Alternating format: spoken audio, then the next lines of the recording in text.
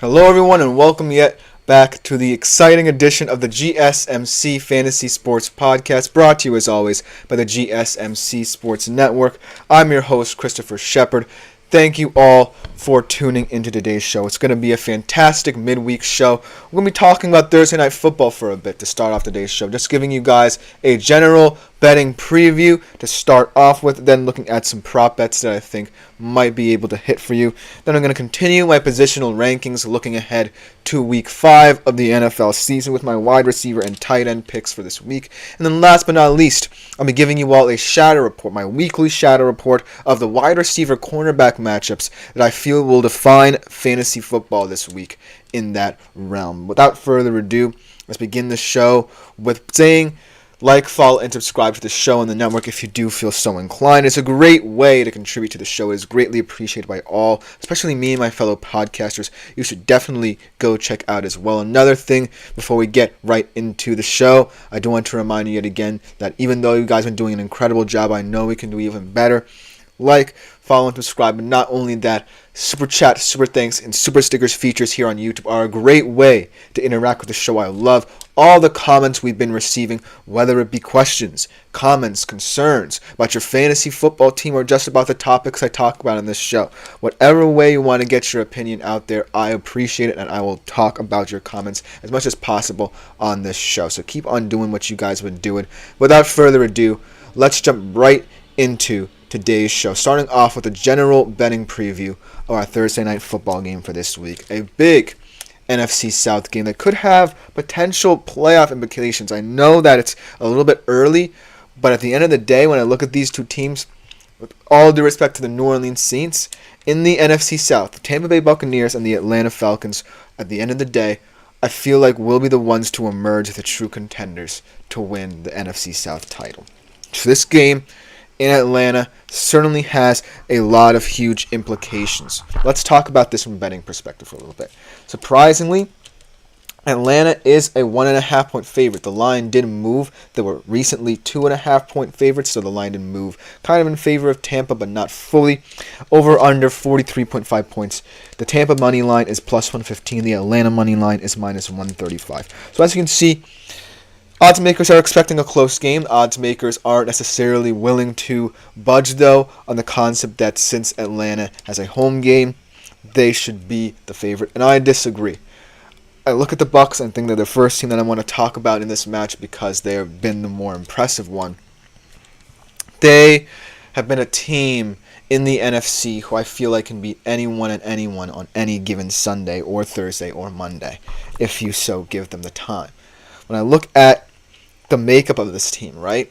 I look at Baker Mayfield, who a lot of people worried about entering the year because Dave Canales went to coach Carolina, and in comes Liam Cohen, albeit of the Sean McVay tree, but not necessarily with the credentials of rejuvenating QB careers like Dave Canales did with both Geno and then Baker.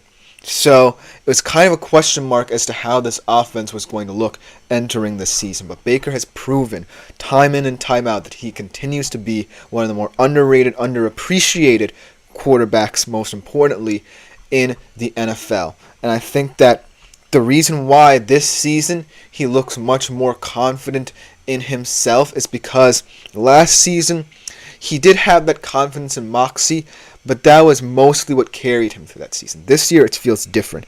It feels like he has structure, the offense. It's not necessarily where you feel like some of the improvisation is forced.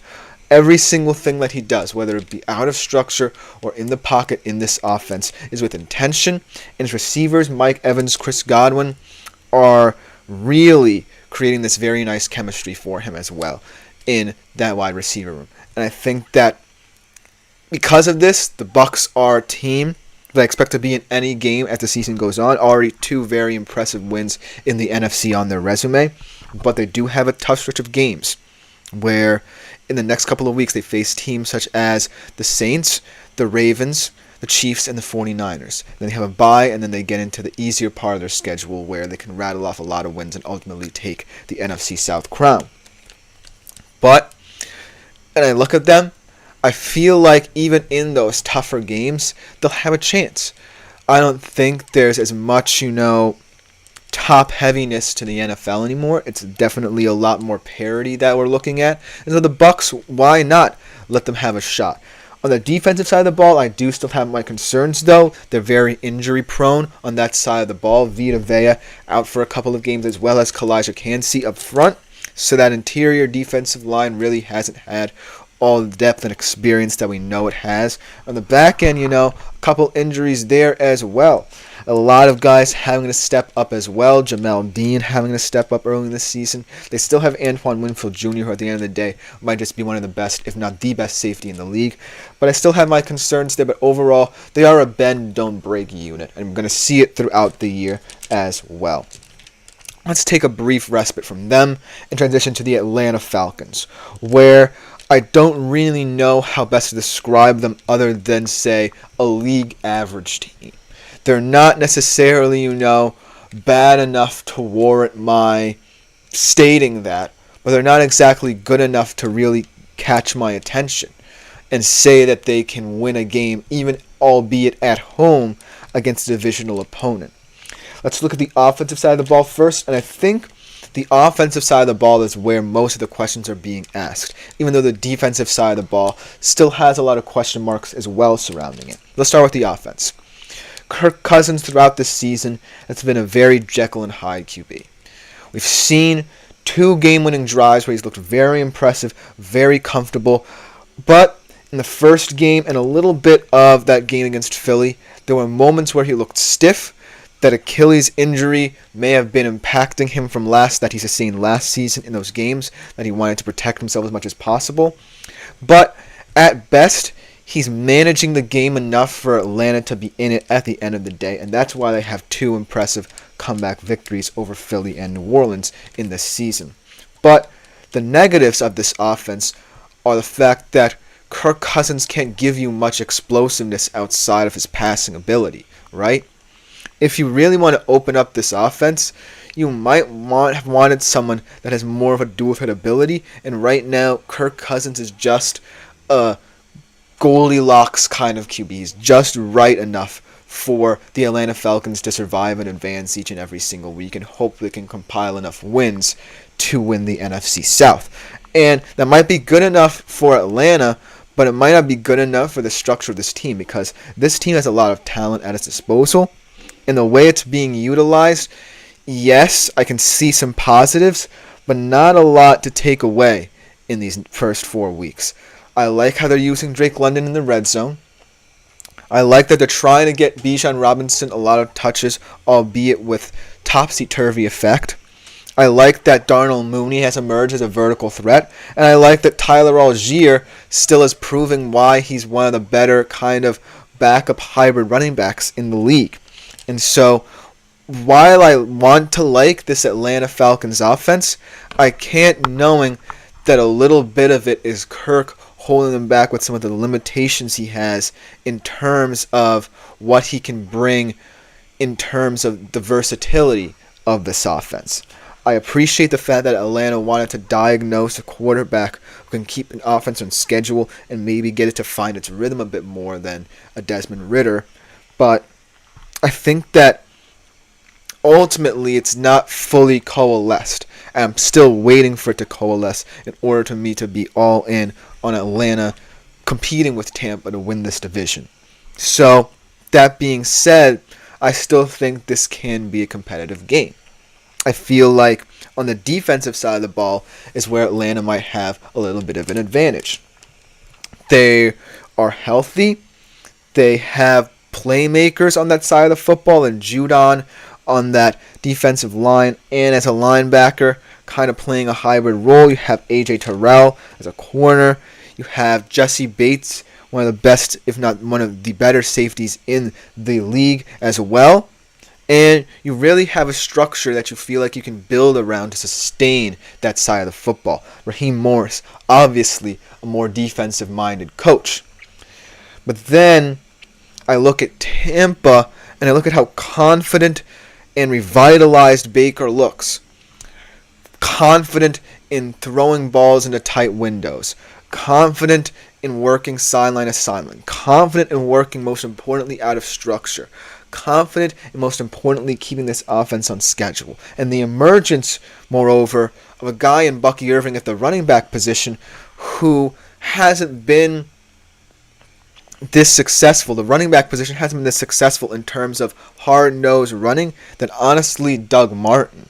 So I feel like with the combined nature of Bucky Irving being a kind of smash-mouth workhorse back that wears down a defense, and Baker Mayfield's propensity to be able to extend plays out of structure on late downs, really will take a toll on an Atlanta defense that, if Matthew Judon doesn't generate pressure up front, then there's a chance that the secondary could crumble around this team. And so I feel like Tampa will take advantage of that, but I still think, Kirk Cousins is starting to come around as a guy who can manage the game, and the name of the game, most importantly, for Atlanta is going to be ball retention. How long can they possess the football in this game, and what can they do, most importantly, with those possessions to really help mitigate for the lack of talent and a lack of overall production from their defensive front that could get weared down if they don't stop the Tampa run game. So, in the end of the day, though, I'm taking Bucks against the spread. To be honest with you, I would have liked to see Vegas appreciate them a bit more in this one, because even though it's a divisional game and they always play each other tough, these two teams, I still feel like the Tampa Bay Buccaneers are the far superior team at this moment. Baker's just playing with a moxie and energy that we haven't seen from him in quite some time, and it kind of feels like Atlanta's a one step forward, two steps back kind of team.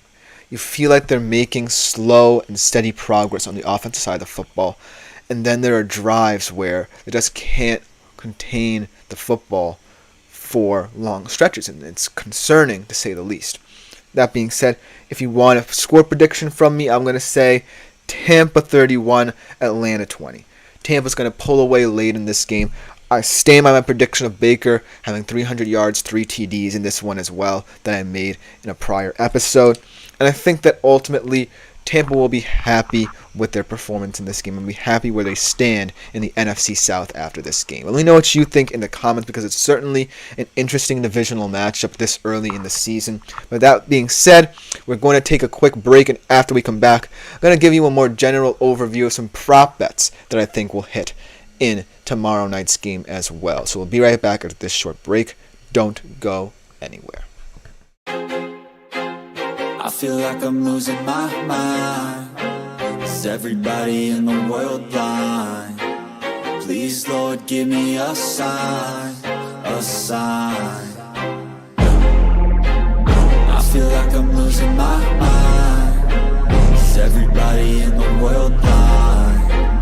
Please, Lord, give me a sign, a sign. I wanna be the greatest. Everybody on the fake shit. I look around and feel like everybody is the fakest. I make this every day and I'm impatient, hoping one day I blow up from the basement. Statement, the top is so vacant. I don't hear shit that I think is amazing. Waiting for my day when I'm playing sold out shows for 1,000 faces. Hey, give me that crown, get in my way and to be put down. It ain't your place, all this my town. If I want that shit, then I'll get it right now. I'm losing it, the noose it fits. I'm losing shit, a stupid myth. You choose to live or choose to dip. You choose to fight or lose your grip and lose a gift. I feel like I'm losing my mind. Is everybody in the world blind? Please, Lord, give me a sign, a sign. I feel like I'm losing my mind. Is everybody in the world blind? Hello everyone and welcome back to the GSMC Fantasy Sports Podcast, brought to you as always by the GSMC Sports Network. Before we get into our second segment of today's show, I do want to remind you yet again that if you do feel so inclined, please like, follow, and subscribe to the show, and the network is greatly appreciated by all concerned. But also, if you want to contribute more steadily to this show in particular, keep on making yourselves available to the Super Chat, Super Thanks, and Super Stickers features here on YouTube. A great way to interact with the show, get my attention. Also, if there's a $ attached to it as well, I'll be more inclined to answer your question as well. They always stand out as well as those tip kind of comments So if you do feel so inclined, consider that as well. Without further ado, let's get right into our second segment of the day, following the theme of betting and Thursday Night Football. Going to continue by looking at some prop bets for tomorrow night's game, some bets that I think will hit. And I feel like this game is pretty clear-cut in how I feel the game flow will progress, because I think that Atlanta, for the most part, is going to try and be as effective as possible in controlling the football, not doing anything too fancy.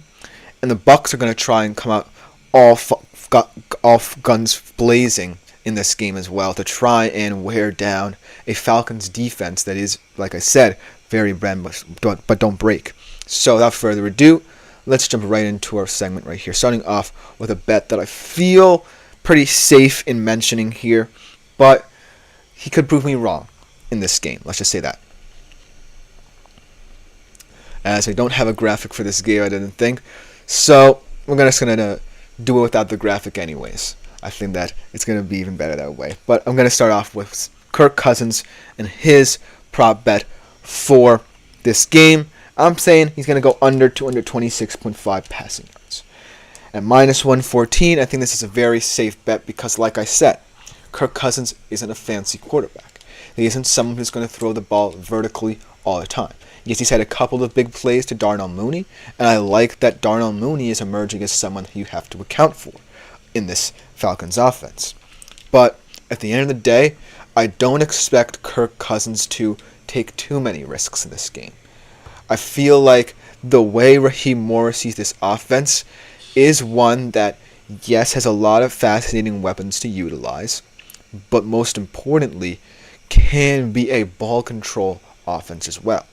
If he's promising yet even more touches for guys like Bijan Robinson and Tyler Allgeier, that means a steady diet of a run-heavy approach.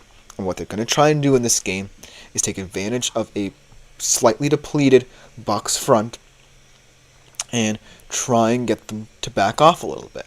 So expect a lot of early touches for both Robinson and Allgeier, and expect Kirk Cousins to be timely and opportunistic on passing downs. Not, trying to go for the big play every single time. On the other side of the football, though, switching over to my prediction for Baker, I think he's going to go way over 240.5 pass yards at minus 114 as well. These are two very contrasting quarterbacks in terms of style, in terms of energy, in terms of moxie. Kirk Cousins is the safe, vanilla option in this game at the QB position. Baker Mayfield's the more exciting one. He's the more exciting one in terms of fantasy implications. He's the more exciting one in terms of betting implications. Most importantly, he's the most exciting quarterback in this game. And he has the more exciting weapons, in my humble opinion, at his disposal. Because in Mike Evans and Chris Godwin, they've now developed a rapport over these past couple of years that really can't be denied. They might be the best QB wide receiver trio in the league.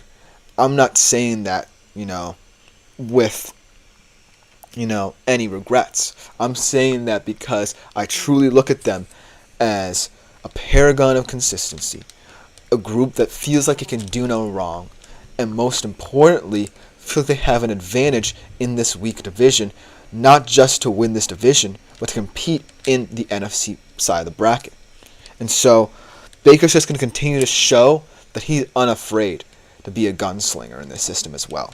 And Liam Cohen seems to have full confidence in him, as much like Dave Canales did. If Liam Cohen has confidence in you, a guy from the Sean McVay tree, then you better believe that this guy is going to be throwing the football early and often. And not for nothing, yes, I appreciate the emergence of a guy like Bucky Irving to keep this offense kind of on schedule, keep this offense more calm and poised, and giving that component to it.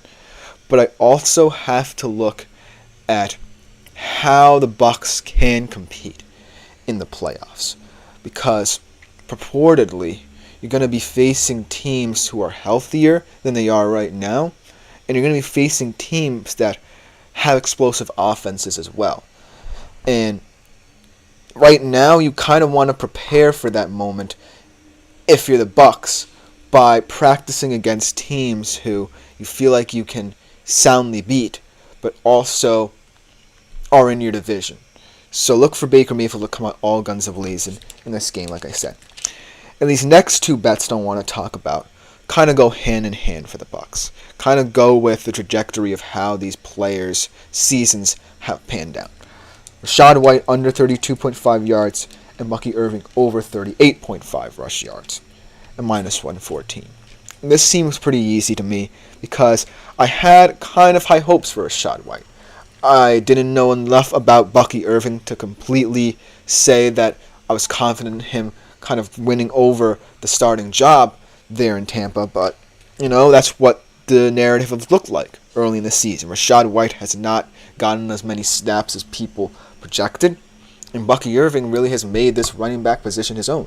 He looks like the more explosive back. He looks like the one more apt to bust a big play out, and he looks like someone, most importantly, that is willing to contribute to this offense in a way that doesn't necessarily lead to its detriment.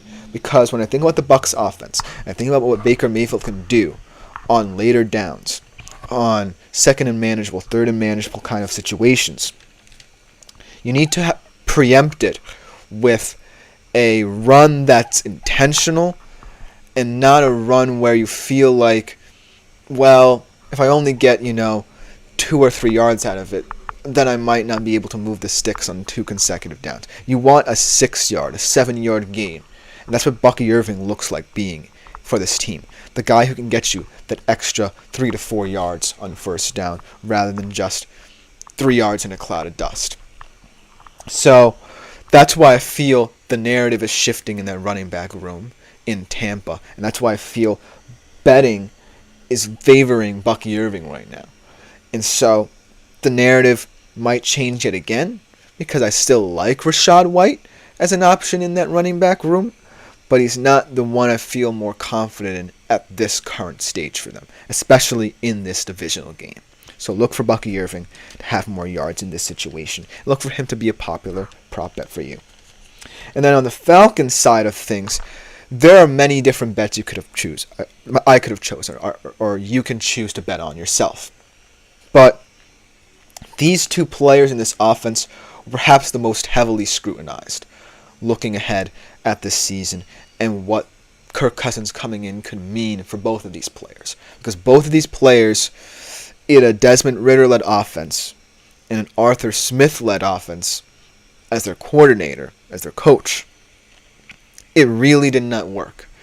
And right now, what Raheem Morris is doing is saying, well, I want this offense to work, but in a way where we can physically wear you down. And these two players haven't necessarily been indicative of that just yet, but will have to be X factors for the Falcons in order to stay in this NFC South race and try and be competitive in the NFC should they make the playoffs as well. So Bijan Robinson, let's start with him, over 71.5 rush yards. Through the past couple of games and past couple of weeks, we've seen kind of a shift in the tides of Bijan Robinson's touches. I look at Bijan Robinson's touches and say they're not necessarily what we want out of him. I feel like Raheem Morris, yes, is giving him more touches, but he's playing it safe with them. I feel like Bijan Robinson is a much better player when he's getting touches in a variety of ways. We saw it at Texas, and we haven't seen it since. When Bijan Robinson is in open space, he's one of the most creative backs in the NFL. And it doesn't seem like the Atlanta Falcons are scheming it that way for him, to get him in open space. Running a lot of outside zones. They're not trying to get him the ball through the air. And most importantly, the offensive line is not blocking for him. And when Algier comes in is what really makes me mad. Because when Algier comes in, the O-line blocks better, they pull better, and Algier, as a result, gets more open gaps to exploit. And my big question is, if you want Bijan Robinson to be a big part of your offense, Raheem Morris, why not scheme up ways for him to utilize his strengths, because that's not necessarily what you've been doing right now. I appreciate that Bijan Robinson is getting more touches, but they need to be more intentional for this team. And right now, I feel like they're not. That being said, this feels like a game where Bijan Robinson could break out. It's a divisional game. I feel like Raheem Morris has to come out with all his tricks. And this certainly feels like a game where Bijan Robinson could have a say on the offensive side of the football for the Falcons. And not for nothing, I feel like Tampa Bay's run defense is one that at the start of the game has a lot of strength. They want to set the edge. They want to generate pressure from the interior because that's the strength of their D-line. But there's a way to wear them down as well. And I feel like if anyone can be well equipped to do it, it might just be Atlanta. And that's going to mean a lot of Bijan Robinson touches. It's going to mean a lot of touches where you want to generate something for him. And you want to get this offense, most importantly, on schedule like you've been in the past. And so look for this volume of touches to go up, and as a result, perhaps his yardage will go up as well. But then the last one I want to talk about, how about Drake London? Anytime touchdown score, plus 180. If anything, Drake London has either been very disappointing to you in terms of yardage totals, or he's been really impressive as a red zone threat for this Atlanta Falcons squad, this iteration of this squad, so to speak. And the reason why is because Drake London's best values stem from A, chemistry, but also B, the offense moving in a timely manner. And I feel like his biggest games are going to come like they did in Philly, like they kind of did in that Saints game, when the odds are stacked against Atlanta in certain moments. That's when Drake London's going to shine. He's going to shine in tenser situations when Atlanta is kind of desperate, because his intelligence in those moments stand alone from anyone else in this team. I feel like his intuition on later downs is what's going to keep this offense on schedule in important matchups, and it has for their past two. That's the reason why, they are 2-2 and not perhaps 1-3 or even 0-4 for their sake. So Drake London is just a kind of tone setter. And should Atlanta find itself in the red zone more often than I think they will, Drake London will always be the go-to target for Kirk Cousins in that situation. So look for Drake London to be active in the red zone and also active if the game is closer than I think it will be. But let me know what you think in the comments, because it's an interesting game to bet on. As always, divisional games are very interesting to break down from a betting perspective. But coming up next, though, right after this short break, we are transitioning from this Thursday Night Football deep dive to our continuation of my positional rankings, starting off with the wide receivers for today's show. So don't go anywhere. We'll be right back after this short break. Looking for your daily fix of sports talk without having to pay for it? GSMC Sports Network is available on YouTube. Just search GSMC Sports Network. Get your fix of daily sports talk shows on YouTube, absolutely free. NFL, college football, NBA, MLB, MMA, UFC, fantasy football, and so much more. GSMC Sports Network has shows running all day long, with new sports shows starting every 2 hours. Just like on your favorite cable sports channel, except GSMC Sports Network is absolutely free. Hello everyone, and welcome back into the GSMC Fantasy Sports Podcast. Hope you guys enjoyed that little Thursday Night Football deep dive, jumping the gun a little bit in terms of our betting preview as always. But now we're continuing with my positional rankings for this week 5 of the NFL season, who I think the players will be in terms of shining for you in your fantasy team. And we're going to look at the wide receivers to start off today.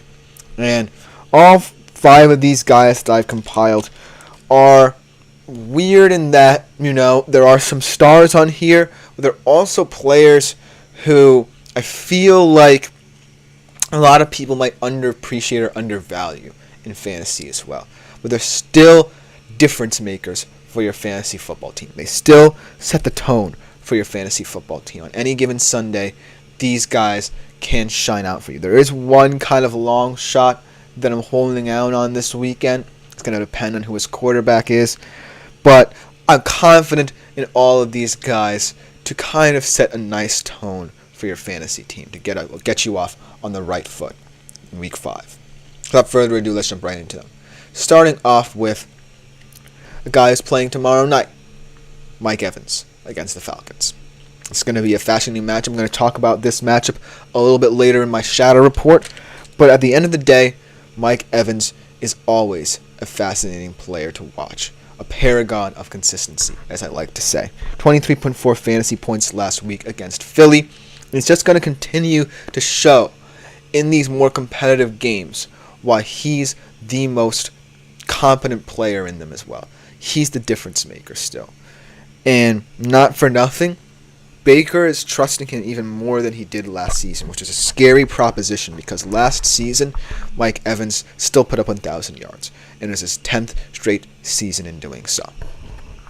And this is a future Hall of Famer who games like this are becoming routine to.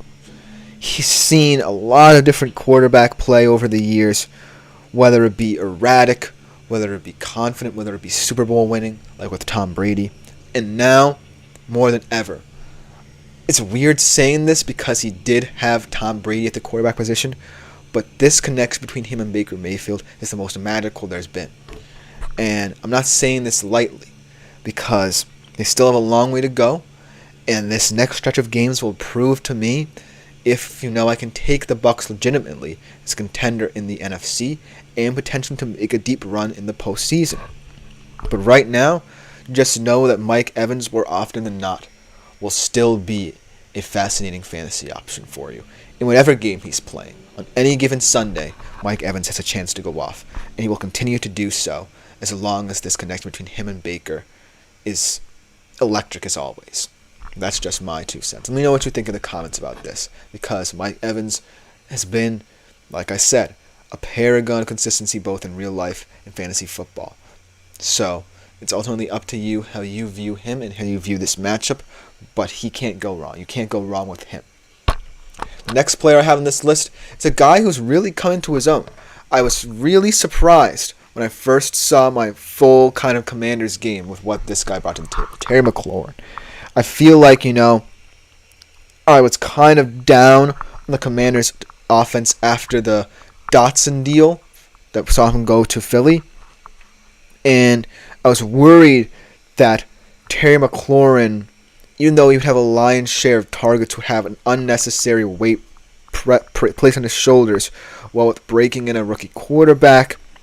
And, this new look offense that's more college style than anything. And he really has surprised me and shocked me as being one of the more electrifying fantasy wide receivers out there. 18.2 fantasy points against Arizona, following up an impressive performance against Cincinnati as well. And now going into this game against the Cleveland Browns defense that is really reeling, not as good as it has been in 2023 when it was really the best unit in the league. This year, they're just settling on being pretty average at best. And I feel like what I appreciate about the Commanders' offense, at least for now, is that it's one of the more timely college-style offenses I've ever seen. They protect the football.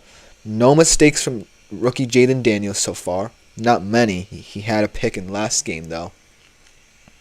And most importantly, these are all high percentage throws that Jaden Daniels is comfortable with making, mixed in with a couple deep shots to Terry McLaurin as well. We saw in the game against Cincy. For the most part, Jaden Daniels played it safe. But just know that him and Terry McLaurin had that big play ability in them. Terry McLaurin is still a field-stretching wide receiver first and foremost, and it's going to show up against the Browns. He's going to try and really get at that experienced Browns secondary that, for the most part, has been decent this season. As decent as they can be in a defense that's kind of reeling up front. But I still think Terry McLaurin will win this matchup, and he's going to consistently win a lot more matchups as the season goes on, should Jaden Daniels continue to be very efficient, very composed, and most importantly, on schedule with this offense. I still have my trepidations about how this offense will look down the stretch. They have some tough games coming up, but ultimately this is a very manageable schedule. So it's going to really be down to how Cliff Kingsbury handles, perhaps the pressure put on Jaden Daniels as the season progresses, and should he continue to be a very composed presence at the QB position for them. But Terry McLaurin is still someone who is impressing each and every single week in fantasy, and that you should always try and start if you have him. Next guy I want to talk about saw his stock rise a little bit with the injury to Christian Watson, and I'm going to talk about in the next segment a little bit how this affects some other skill positions as well, the Christian Watson injury. But Jaden Reed, I really like. He's still, at the end of the day, even with Christian Watson on the team and healthy, is their wide receiver one, in my humble opinion. 27.1 fantasy points against the Vikings. He will be, by and large, someone that Jordan Reed will go to early and often. Great route runner, solid in the red zone, always someone who's just a reliable receiver. Not one true trait sticks out that makes Jaden Reed special, but it's just that his abilities in this offense and the trust that this team has in him as their wide receiver one, and the trust Jordan Love has in him in return, is becoming something that is undeniable in terms of the connectivity this team has. And so, this is a Rams defense that, is still coalescing and still progressing. They're incorporating a lot of new pieces into that unit. I think that they're going to take advantage this week. And Jaden Reed, not for nothing, was already getting the lion's share of targets. Look for him to get close to 14 to 15 targets in this game. That's how effective that I think Jordan Love will try to be in getting in the football. And it's going to continue to work. I don't think, that connection is going to be stopped. Yes, I would love to see, Wicks get involved, Dobbs get involved. I'm going to talk about the tight ends a little bit in my next segment. But at the end of the day, Jaden Reed is the guy right now for this Packers team. He's going to be the guy for you in fantasy for many weeks. He is kind of matchups oriented, and you're going to have to worry about that a little bit. But for now, just know that Jaden Reed sticks out as the wide receiver one, and he's going to get a lot of touches. The final one I have in this graphic here is DK Metcalf. DK Metcalf has definitely been very impressive as a Seattle fan. This is perhaps his best start to a season we've seen. I'm not even joking. Multiple 100-yard games, keeping Geno on schedule, really showing a lot of depth to his route tree, and most importantly, allowing many other weapons in the Seattle offense to shine. DK isn't just excellent at receiving himself. He's excellent at setting up others in this offense to contribute. We've seen contributions up and down the board from JSN, from Tyler Lockett still, from AJ Barner, from Pharaoh Brown, from Noah Fant. And it's all because of the matchup problem DK poses to opposing defense. This week, it's a Giants team that is strong in the secondary. I'm talking about that Deontay Banks matchup that DK will face in the last segment of today's show. But at the end of the day, DK's dominance, both physically and in terms of the mental strain he puts on opposing corners in terms of how to account for not just him, but how to slow down the entire Seahawks pass attack, really is someone. As T-Money enters the chat, welcome to you yet again, T-Money. It's been a long time coming. How are you, my man? Glad to have you back. Asking about a trade offer. Trade worthy for DJ Moore. This is a very interesting question. It can be answered in many different ways. But at this current moment, I feel like when you take stock of both the Chiefs and Bears offense, the Bears offense certainly seems like it's trending up, but I'm not taking too much stock in a win where, Caleb Williams looked better and he looked more comfortable distributing the ball, but I still have trepidations about him trying too much in that offense. Whereas the Chiefs now have a weirdly unique opportunity to really open up this offense outside of what they were doing with Rashee Rice. And Xavier Worthy is still a big play threat. He's not your prototypical wide receiver one, which he now has to be. But he is someone who can make big plays happen out of nothing. So this is a very difficult question. But that being said, I see no reason as to why this trade can't work for you. I feel like DJ Moore is someone who, at the end of the day, Caleb Williams is going to have to trust in order to progress. He is, in my opinion, the top receiver in that wide receiver room. And he's going to be integral to how Caleb Williams develops as a passer, because he was the one who was, quote-unquote, the lifetime Bear when he came in. Keenan Allen wasn't always a Bear. Ramadunze just got here. So DJ Moore is going to have to show experience in the Bears system to really help Caleb Williams develop even more. That trade could work for you, but it is risky because of what Xavier Worthy can be now that the Chiefs' offense is sans Rice. But I still think this trade can work. So I will say, if you're comfortable in this trade, go for it, my man. But we got another trade, or a starting conundrum, from 4KT Owen. Welcome to the show, my man. Start Najee Harris or Kareem Hunt. Two very interesting running backs to consider starting. Because Najee Harris, I feel like, is someone in this Pittsburgh offense who should feel more valuable than he is right now. But I haven't seen that value really ascend and really add stock to what Najee Harris could bring to this Pittsburgh offense. Because the Pittsburgh offense feels like a unit where you kind of take advantage of Justin Fields' best traits, but you're also kind of ignoring what gets you good yards in the first place, and that's Najee Harris and Jaylen Warren runs.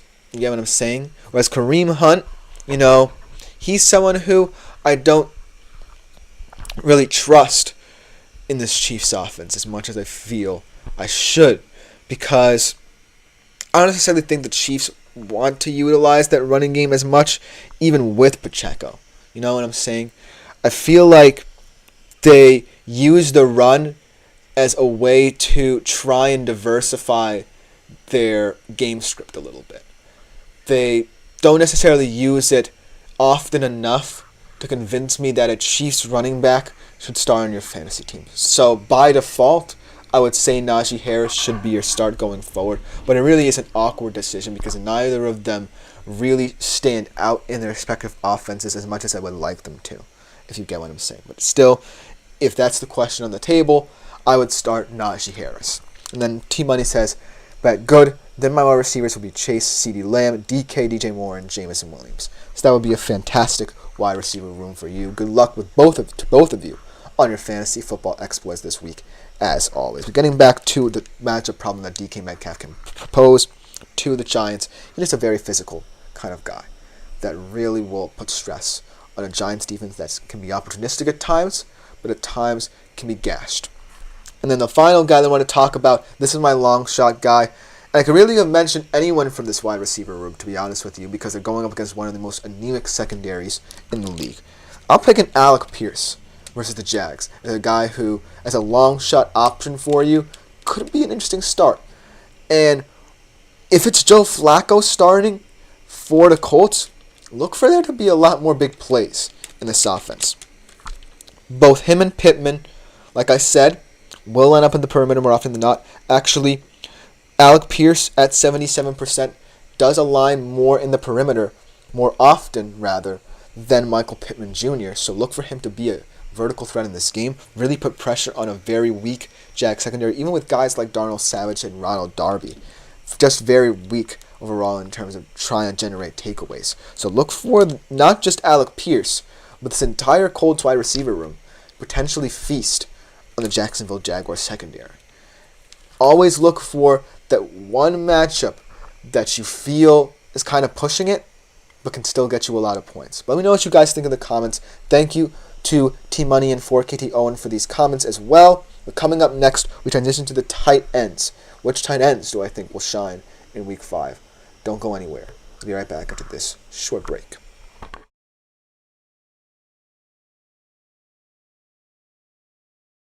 For the best and latest podcasts available anywhere, go to the podcast app on your cell phone and type in GSMC to access free content-rich podcasts on health and wellness, book reviews, sports, entertainment, relationships, social media, movies, technology, finance, and even weird news. Subscribe and download the GSMC Podcast Network's family of shows, available everywhere podcasts.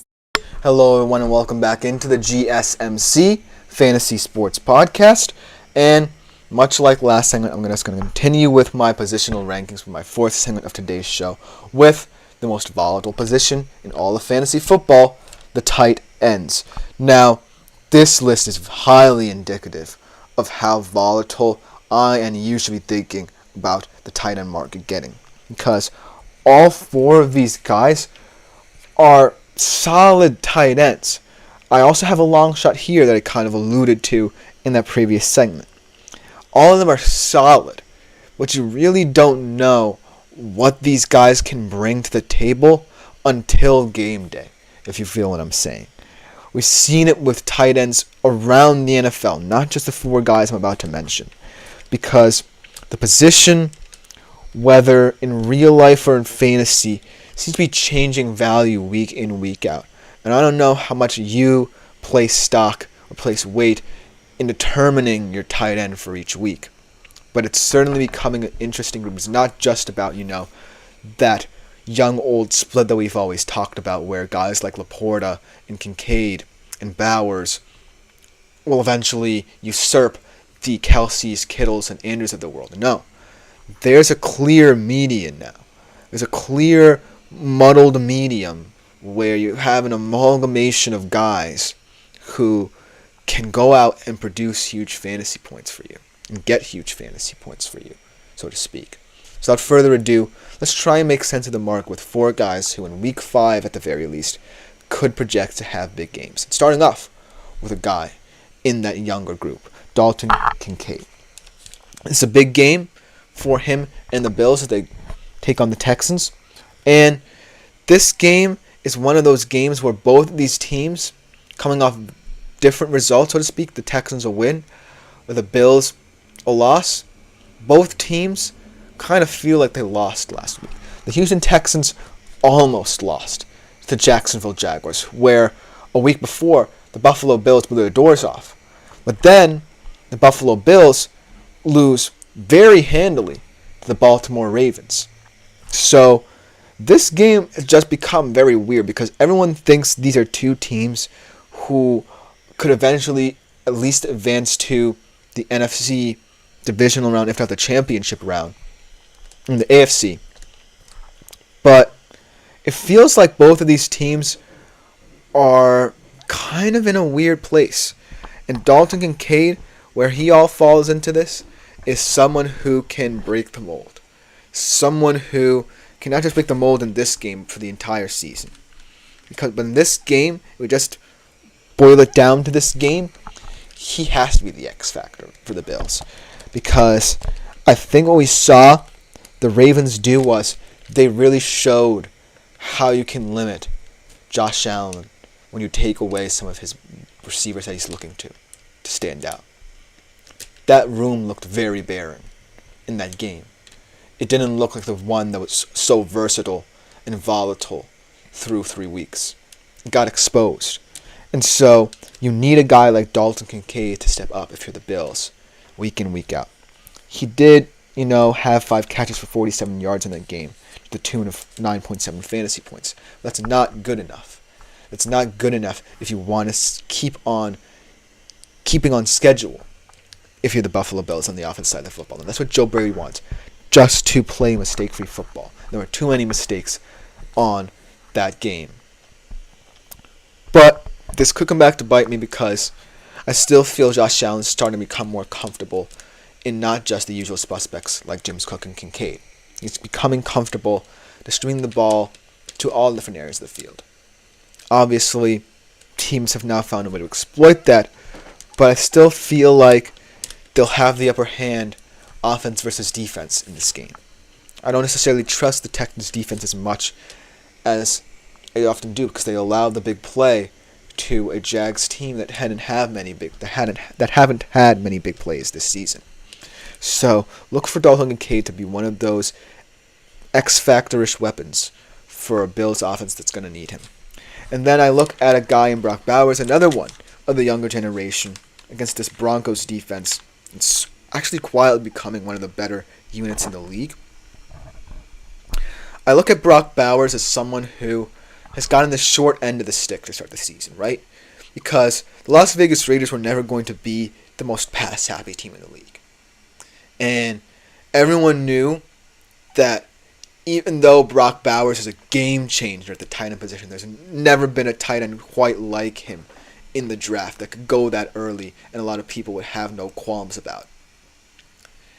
The disappointing thing about it is when you boil it down to the weapons the Raiders have at their disposal, they're not as bad as people make them out to be. It's just that with the quarterback play and the issues there, that's why there's tension now. That's why you see Davante Adams wanting out. And should you know Davante Adams leave, that's a huge burden now on other weapons, like Trey Tucker, like Brock Bowers. So I don't necessarily think it's going to be a question of whether or not, Davante Adams moves on. It's just a question of whether or not Antonio Pierce is willing to utilize Brock Bowers much the way Raiders fans probably hoped he would when they drafted him. Because against the Broncos team that you should feel like beating, but now look like one of the better, more opportunistic defenses in the league, you kind of need someone who can stretch the field in a way that no other tight end can. That's what I'm still expecting out of Brock Bowers. I'm still expecting big things out of Brock Bowers and big things for the Raiders' offense in return. Because right now, you can't just win trying to smash the football down people's throats. You can't just win with Alexander Mattison projecting to be a better back than people think he is. You gotta win at least with some timely throws mixed into your smash mouth attack. And so Brock Bowers has to become important. This isn't necessarily a pick that I made because I certainly 100% felt like he was going to have a big game. This is one that I'm also kind of picking out of necessity because Brock Bowers needs to be as good a tight end as he can be. And that's a lot of pressure, I know, but this is a winnable game for the Raiders on a schedule that doesn't have many winnable ones. So you have to pick and choose your poison with a guy like Brock Bowers. And then another guy that's kind of, like I said, in the median of big-time tight ends.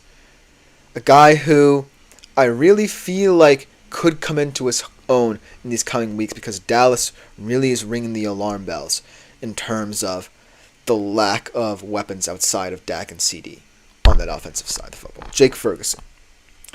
And not for nothing, Jake Ferguson has probably been the most disappointing, middle tight end of the entire season. Because he was someone who I was saying project to launch into the stratosphere and be one of the new faces at the tight end position in both real life and fantasy football. Now, that's been the case mainly due to the stubbornness of the Cowboys offense. And I'll say this time in, time out. They're not going anywhere if they can't get past Dak and CD running the show. Because teams are going to tune into that. And much like that Thursday night game against New York, a lot of teams that they feel are inferior to them are a lot closer than they think. And on any given Sunday, the Cowboys feel like they're a team that, even though they have the talent to get a couple wins, they have the ineptitude to lose them as well, if that makes sense. And Jake Ferguson's a big part of that equation. He's a big part of overcoming the ineptitudes of this offense, overcoming the shakiness of this offense.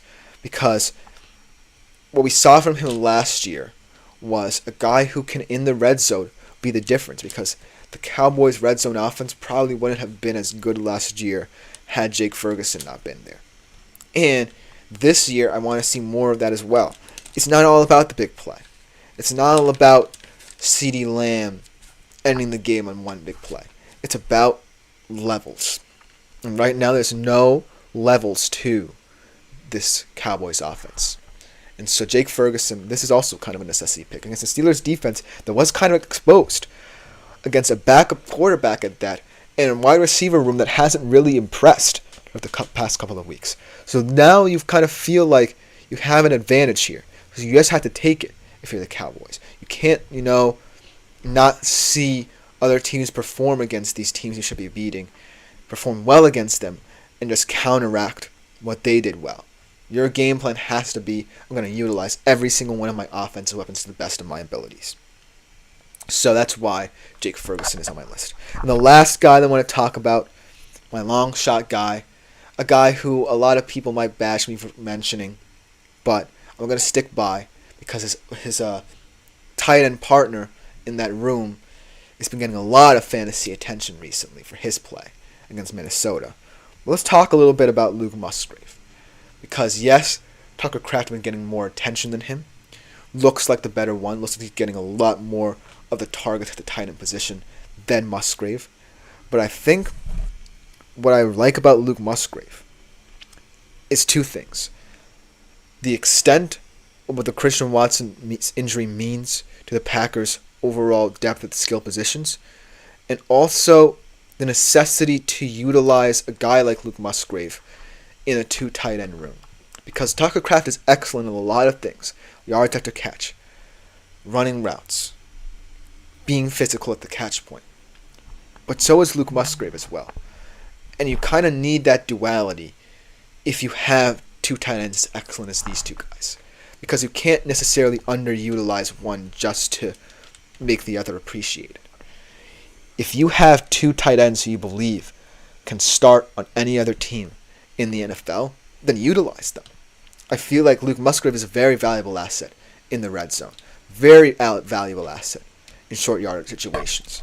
So utilize him. This is not it's not invigorating, but it is kind of something the Packers could consider going forward if the Watson injury is more extended than thought. And if they want a variation of what Tucker Kraft brings to the table. So yes, it's a long shot. He's going up against the Rams. He only had 4.3 fantasy points last week. The odds are stacked against him. And Tucker Kraft looks better. A lot of people respect him more in fantasy. But at the end of the day, if you want to take advantage, of him cleaning up in terms of scoring, in terms of being a red zone target, then by all means, start him in a deeper league, because you may even want to take the risk in a bigger league, a 12-man league per se. So take that with a grain of salt, but those are just my four guys who this week I feel like have advantageous matchups. Let me know what you think in the comments. Coming up next, we are going to take a quick break, and for our final segment, we'll be doing my weekly shadow report. The wide receiver cornerback matchups that I feel like will dictate fantasy football this week. I'll be right back after this short break.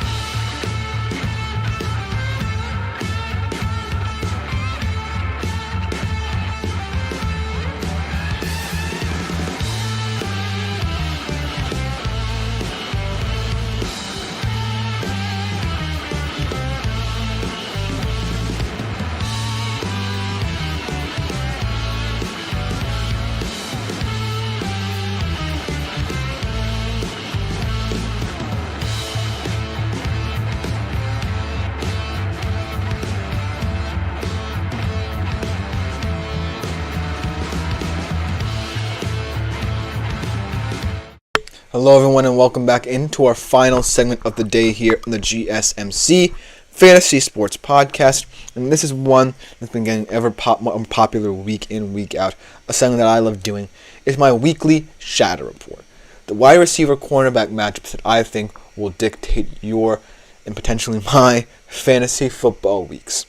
I think that this is a fun little segment, getting to know more of these wide receivers, getting to know how they can pretend to project against certain defenders, because it's a big part of this. You have to look at the matchups, and if you want to look at them more intently, then this is an effective way to, analyze the matchups, because it's going to come down to alignments for some of these wide receivers. It's going to come down to how their cornerback matchups project to play.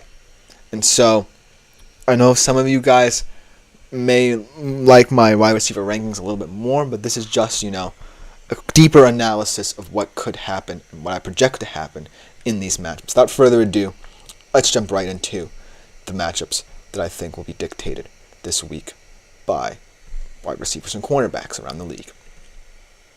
The first one I'm going to talk about happening tomorrow night, like I kind of alluded to in my wide receiver segment. Mike Evans against A.J. Terrell.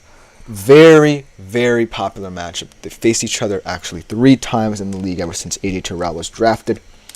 And you can say that this has been one of the more even wide receiver cornerback matchups of 2 divisional players that we've ever seen.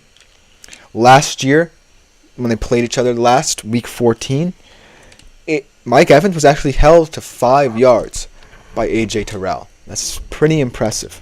He did have a couple big games, but he's never actually eclipsed over 100 yards against A.J. Terrell, so keep that in mind.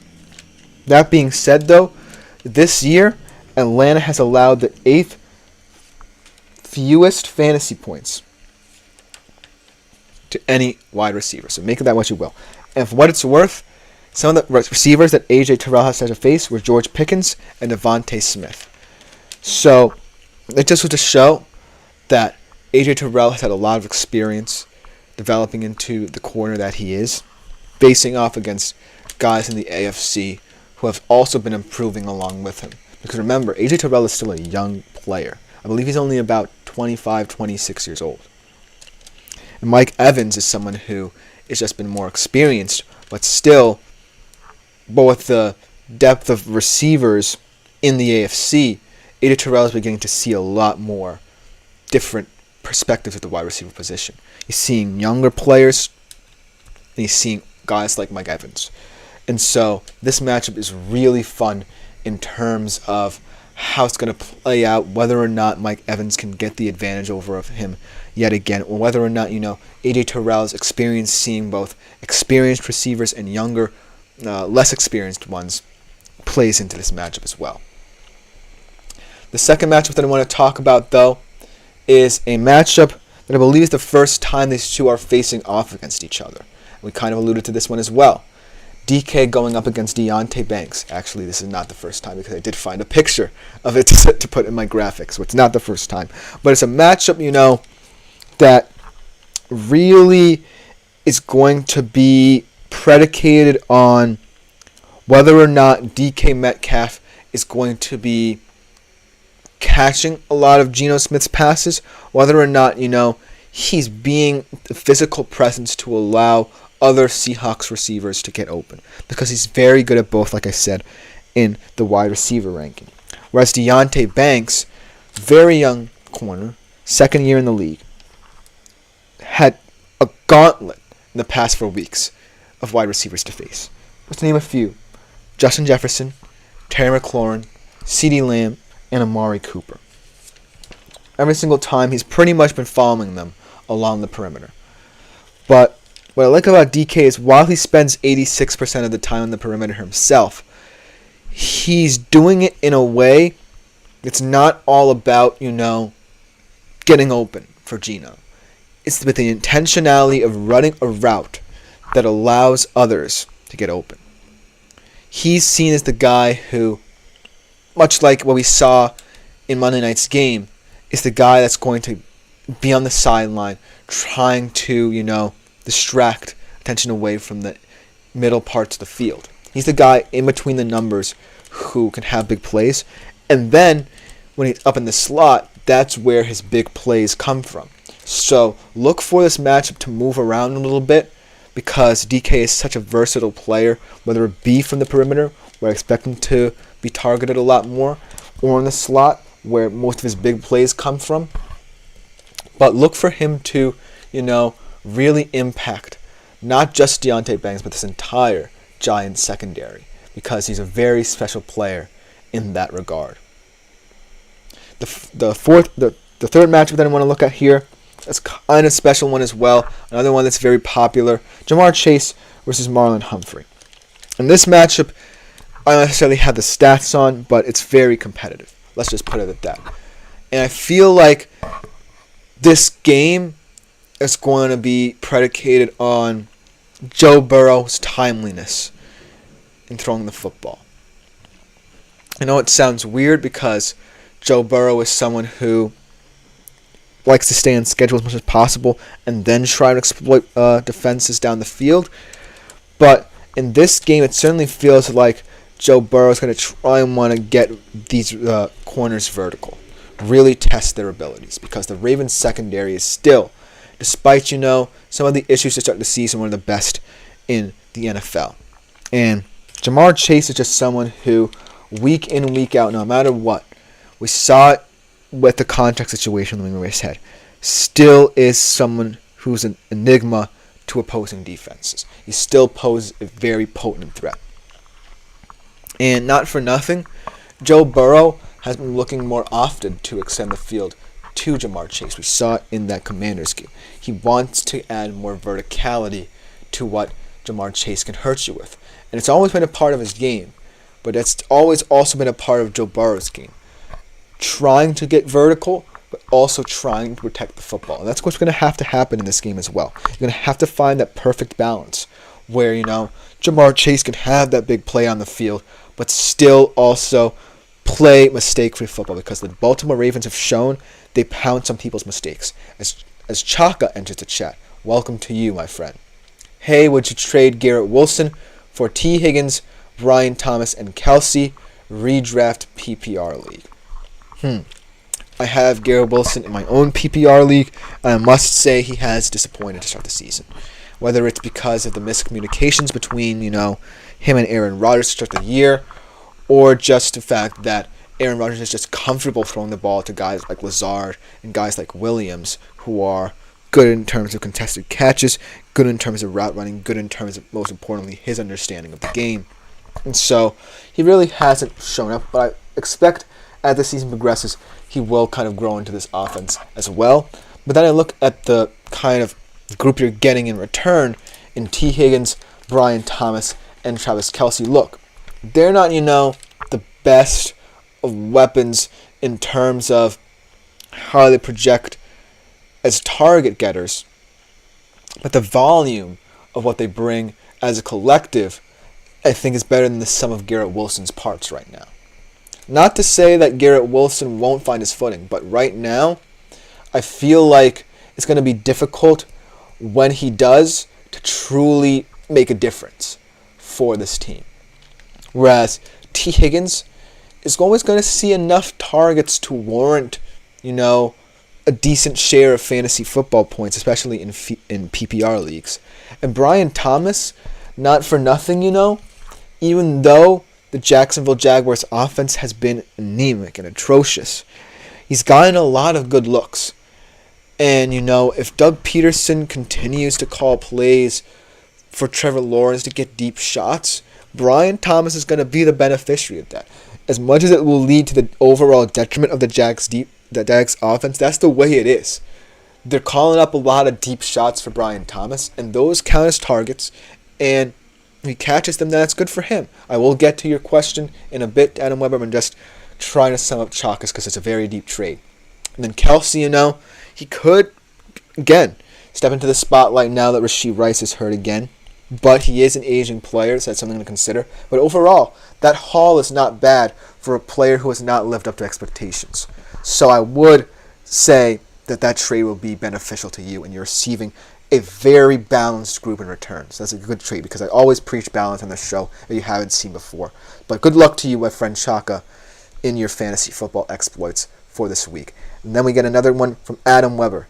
Start Watson or Lawrence. Well, here's the thing. If those are your two options, and there's not a third, I don't know how I have to answer this question because both of them have not looked good to start the year, right?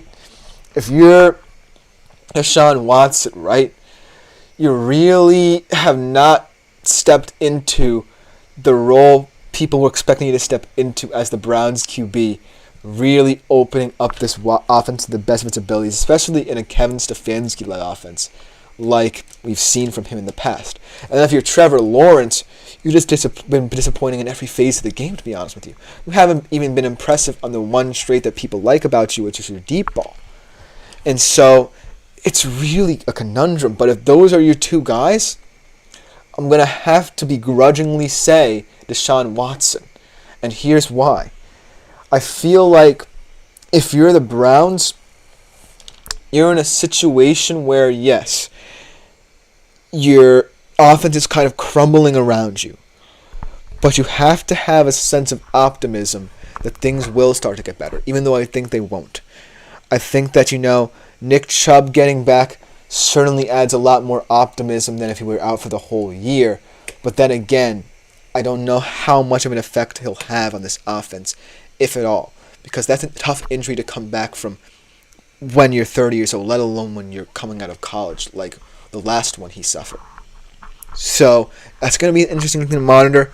But I just look at the outlooks of these offenses, it just seems as if the Browns could be better equipped to at least get better in terms of the weapons at their disposal.